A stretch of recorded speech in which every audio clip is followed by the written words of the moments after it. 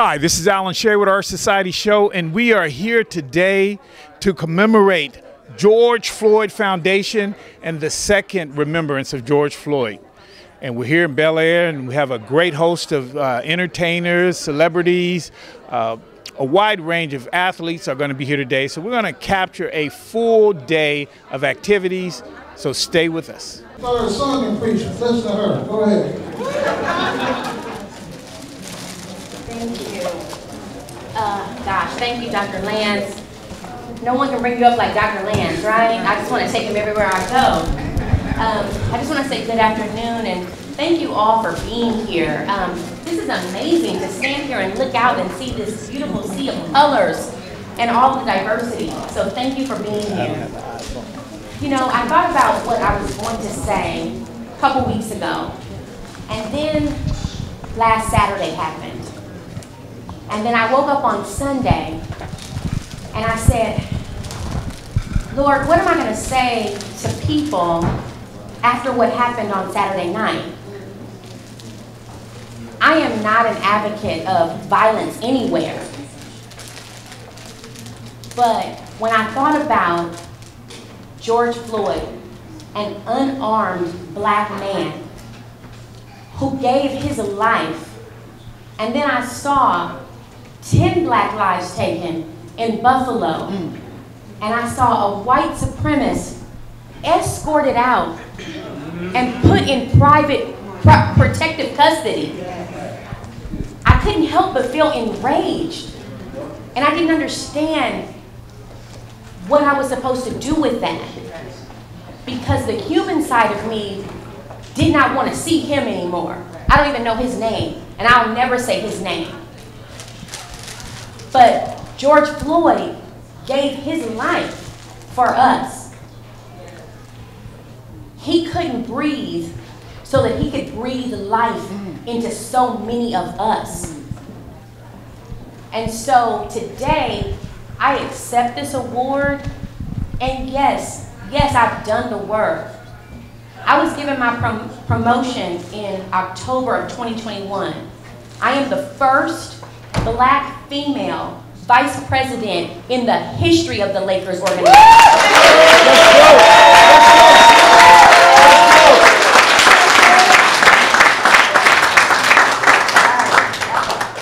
But I say that because had not it been for the sacrifice of George Floyd and the countless list of others, when would that have come?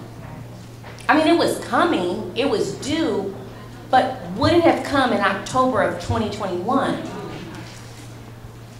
That sacrifice opened so many doors for us. And what I want us to do is not forget. It's sad that we have to come here to commemorate a death, but that death and that sacrifice opened up so many opportunities for us. What I want to see is a world that is filled with love and opportunities. I want to know what it feels like to not worry when my son walks out the door, whether he will walk back in or not. I want to live in that world. I know all of you want to live in that world too. And so today, I just want to take the time to say thank you to Dr. Lance. He is amazing, and what he is doing for all of us is amazing. I want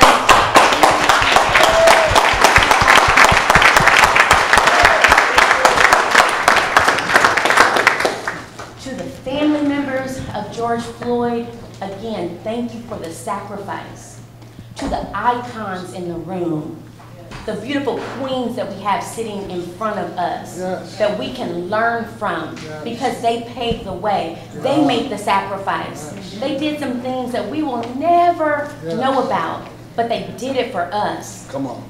And I may not live to see the seeds that I have planted, but I'm praying, God, for the generations that come beyond me so that they will have a better life.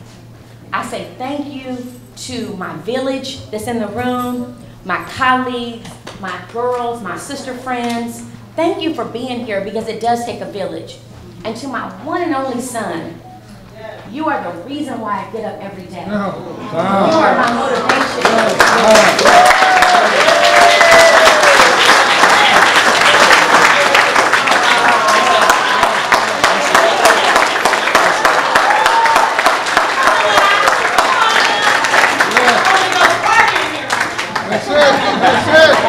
That's it. You are a black man born in South Central Los Angeles, but who has risen to the ranks. You have graduated from Fisk University. You are a financial advisor at Merrill Lynch in Beverly Hills. Let's go. You are my pastor. And I follow you. And to all of the other young people coming up out there, I go out into the community every day and I want them to see me, a black woman, a single mother, born on 83rd and Broadway in South Central Los Angeles. Because if I can do it, if we can do it, then they can do it too. And so I will leave you with, the Bible tells us that to whom much is given, much is also required. And so I say today, the work is not done. There is still so much work to do. But every now and then, let's just lift our head and lift our glass and celebrate the accomplishment.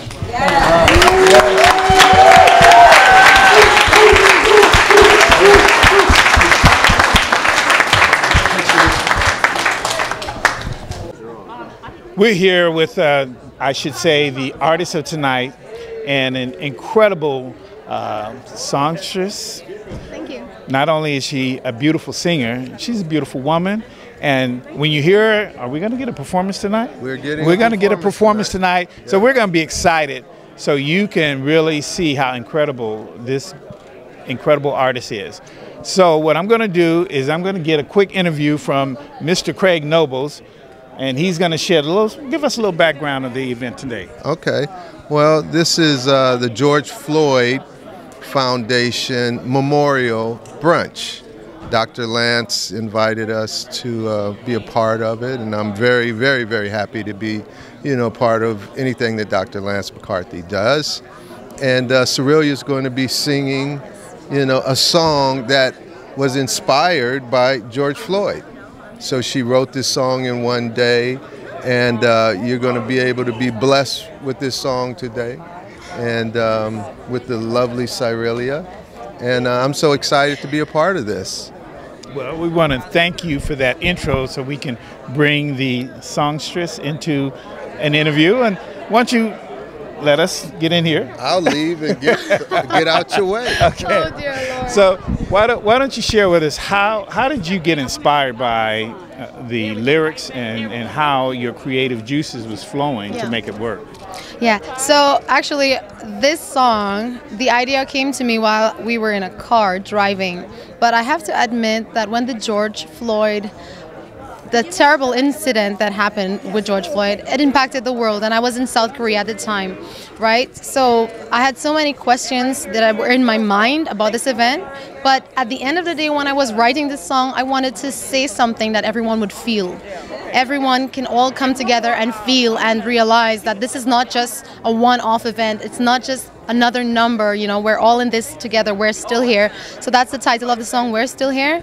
And that's what I hope when the listener hears it, they achieve and they understand, yeah. Well, good. Well, so has it been totally released, or is this going to be the premiere releasing of the song? Or give us some insight, and also let the viewers know how they can follow you and follow the song. Right. So this is the first time I'm going to perform the song live. This is the official live performance of the song. And if you want to follow me, which you definitely should, you can check me out on Instagram and on Facebook and in YouTube and TikTok at The Cerelia. And you can just follow me there and let's connect with each other and share the love, be kind. And that's it. Well, and I just would like to say congratulations. And I'm looking for a really beautiful, bright career for this incredible artist, singer. Thank you so much. Thank you. And definitely a person who loves making sure everybody share George Floyd. Amen. Thank you. Thank you. Welcome to the stage, Ms. Lawrence and Steve. I'm here. I am still here. The beautiful, the renowned Miss Sarah. Give her a round of applause. Thank you so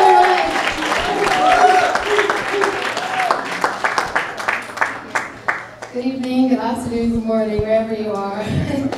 I'm so pleased to be here. I'm so grateful and I'm so thankful to be here amongst not only these beautiful people, but an international audience.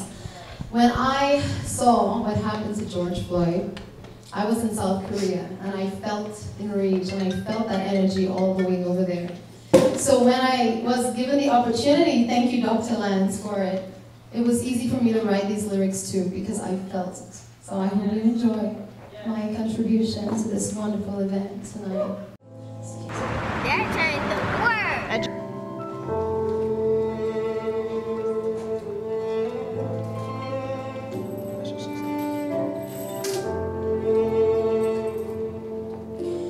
I feel your knee against my neck, and it's clear to me there's nowhere left for me to go, and I can't breathe.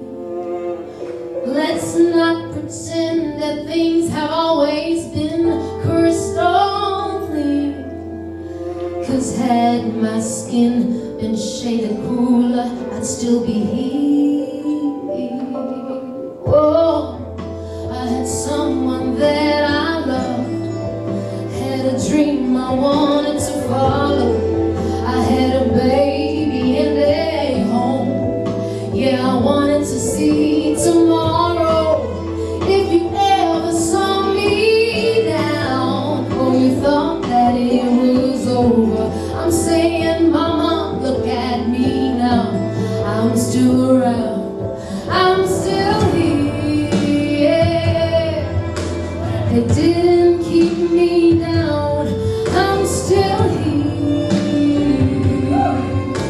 So say my name out loud. I'm more than a number, more than a number, more than a number to you. I'm still here.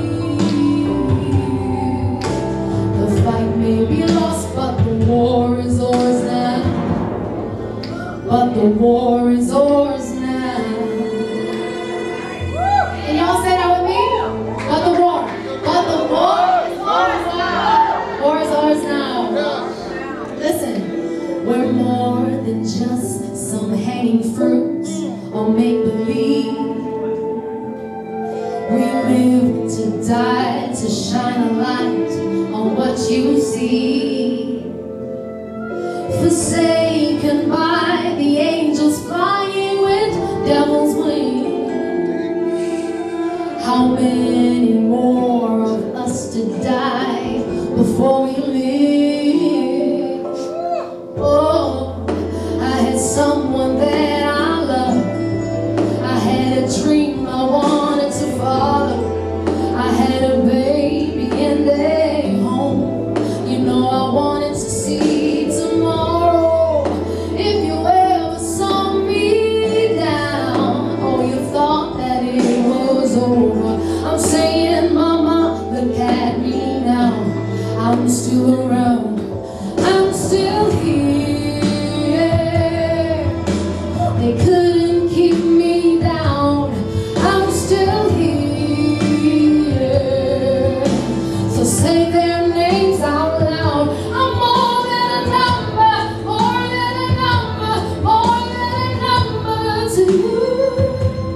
I'm still here.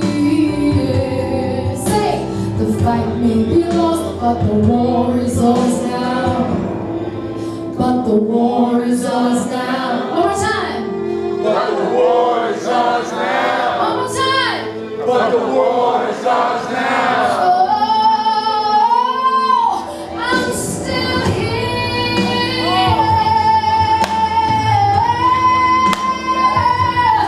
I'm still here. Whoa, I'm more than a number, more than a number, more than a number. I'm still here.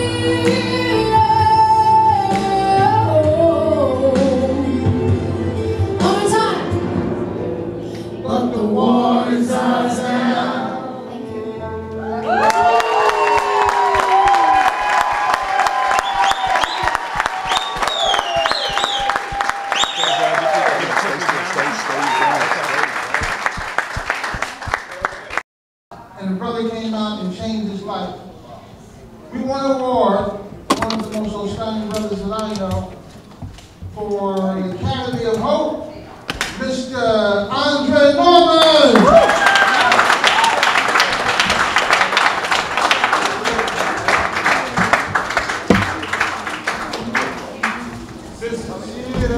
Blessings. I appreciate you having me here. It's an honor on behalf of my family, those in attendance, and those who are at home. Say thank you. I'm here today to advocate and stand for the brothers and sisters who are no longer, the ones who lost their lives in the struggle. And I'm also here to advocate for the brothers and sisters who are locked behind bars, who can't stand here because they're losing in the struggle. When I went to prison at 18 years old, my friends didn't say, "Why are you here?" They said, "What took you so long?" There was an expectation for me to show up there. And when I showed up, I participated in the culture that they gave me, eventually landing me in solitary confinement, locked in the basement for 2.5 years. Well, I was locked in that basement for 2.5 years with no sunlight, no human contact, and just me and a cement wall. There was 15 people on our row. Numerous suicides took place. Numerous people went from being stand-up grown men to heavily medicated to survive a day. Every single day I sat in my cell, I said, "I don't want to die in here. Please, somebody." And I'd reach out and try to find ways to connect. But the system locks you in a basement by yourself, away from your family, away from your loved ones. You are on your own, and God did not design us to be on our own.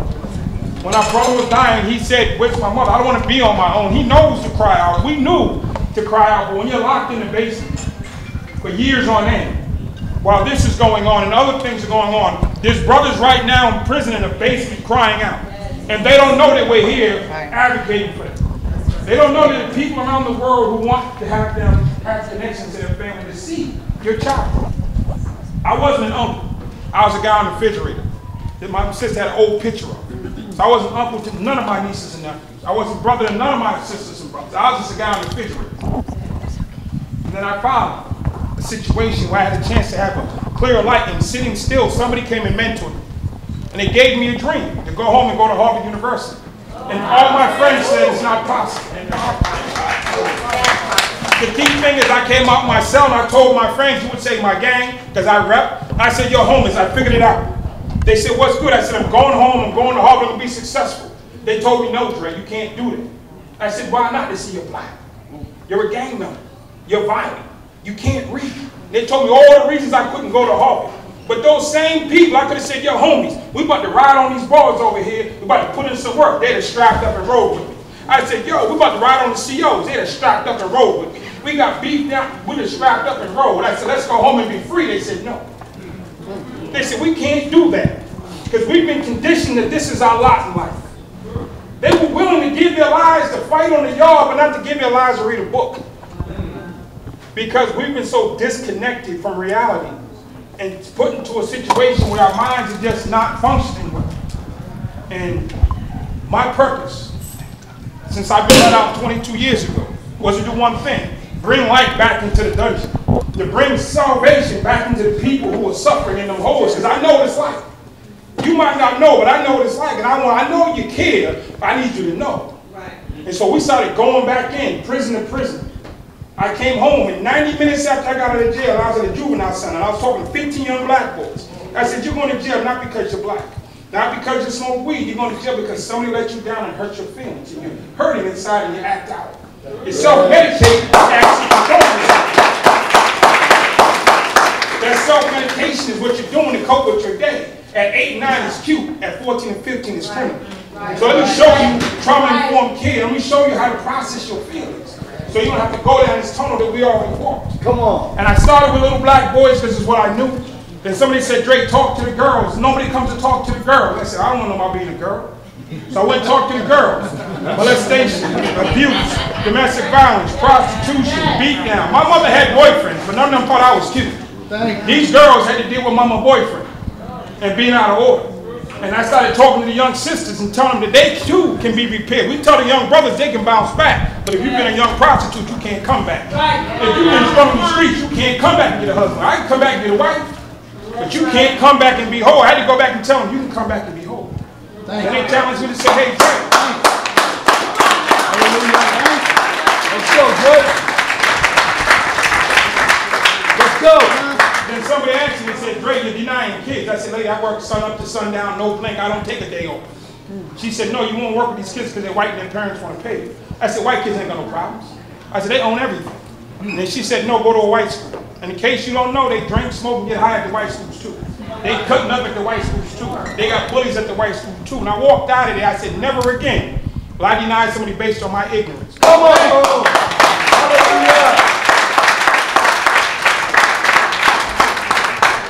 Before, I helped young black boys. Now I help people. And that's why I stand.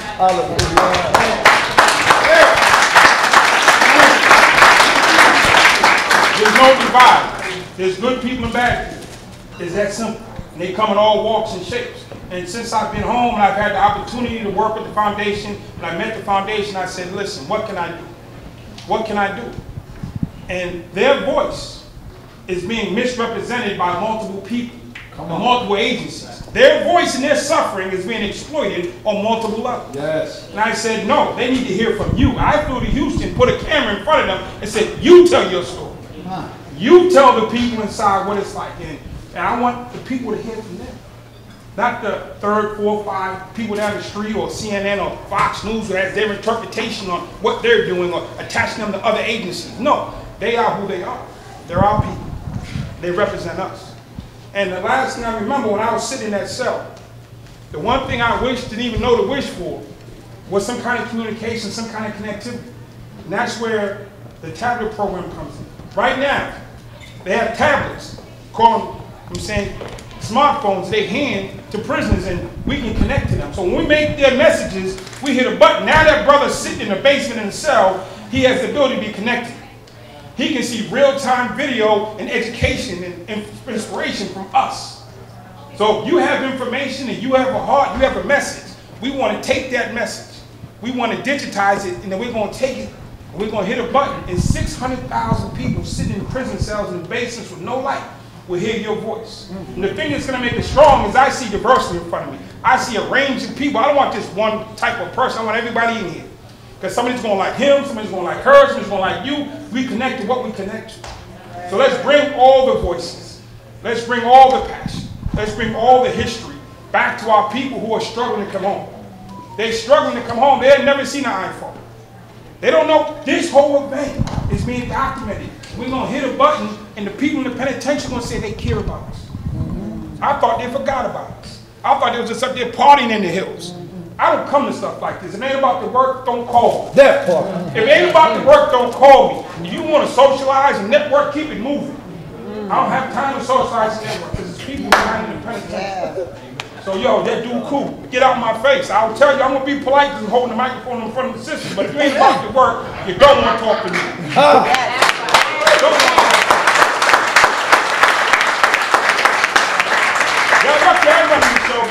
I'm hurt that there's people outside right now. I'm hurt that people are talking during this event right now. I'm hurt. And listen, I bring my mans up and him like, yo, let's get this right. Let's get this right. What are you talking about that's so important? What is your conversation that's so important? We got people dead. We got people locked up. We got people en route. What are you talking about outside that's so important that you ain't here? What you here for? What you here for? Listen, they said that Dre, the first time we see him with a hoodie on, because I came to be nice to them. I came to be nice to them. So let's do the with that QR code, because I ain't seen no giving. All right, listen, y'all in here networking? Hold on. You came here to network, you came here to try to level up, but you ain't trying to here to level out. Come on. Don't be one of the exploiting people. Don't exploit these sisters paying more. You came to hustle to make some money. I appreciate that. I'm an entrepreneur. But give. Life gives to the giver. I ain't seen nobody hit the QR code. Come on, I'll listen. We here to meet. I want to meet you from billionaire, I want to meet the singer, I want to meet the Lakers, I want to meet the Lakers, I want to meet everybody. But I want to give too. Yes, sir. Yes, sir. Let's not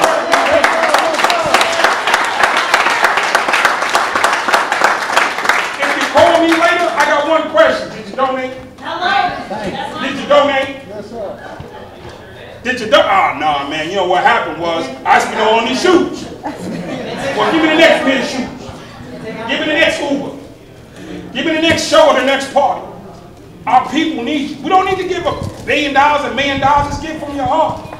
But if you only came to hang out and have a good time, you're in the wrong place. You with the wrong people, because we ain't your people. I ain't your people. I came to rep the sisters. I came to rep the sisters. I came to rep the cause. I came to rep my brothers and sisters who didn't make it and those who are trying to make it. So I ask you, understand, we gotta stand up. It's time for everything. It's time for everything. I love you. I'm saying, in case you're confused, I represent brothers and sisters in the struggle all over. He got the QR code. Y'all should be running to him. Now, if he had a sign around his neck that said he owned something, y'all be running to him. I didn't see a bunch of phone numbers transpired today. I'm serious. Get your number. Get your number. Let me get the QR code. That's it. Let me get the QR. If you're broke, it's all right. They say, I owe you one. We got you. We trust you. Take the QR code and donate later. It's going to come around. God will bless you. Life gives you the gift. And I'm leaving here today. I'm flying to New York. I started out in the penitentiary, locked in the basement. I have a fellowship at Harvard Law School. I'm 21 years standing training at London Business School. I've worked for 2 presidents. I've worked for multiple prime ministers. I do this, and I'm flying from here to New York tomorrow to get in front of a room of $21 trillion. Every major company you can think of, from Apple to AIG to Walmart, will be in the room. I'm going to tell them how to impact socially justice families and people on the ground. And I ain't the one. They're the one. If you want to level up, level up. So, and where that sister go? Where she go? No, she got a love to her son. Where she go? Where's Isha? I'm going to forgive you being a Laker because I am from Boston. But when I saw that, you touched my heart, because for 14 years, my mother couldn't say my name with pride. For 14 years, my mother went to work. When they mentioned their kids, that's all y'all talk about is your kids. My mother used to bend her head down. When she went to church, my mother had to turn away from the conversations because her son was locked up doing bad things. And for 14 years, she was embarrassed to say my name. Ask my mother where I'm at now. Oh, he out there in California getting him the business. Where he at tomorrow? Oh, he's going to be in New York getting him the business. Where was he last week? Oh, he was in 3 prisons talking to the brothers in real time. Where's he going next week? He's going to be back at Harvard. I got tickets. You want to go? Where's he at? I don't know, but I can guarantee you my son's someplace standing up for somebody. My mother would never be embarrassed to say my name again.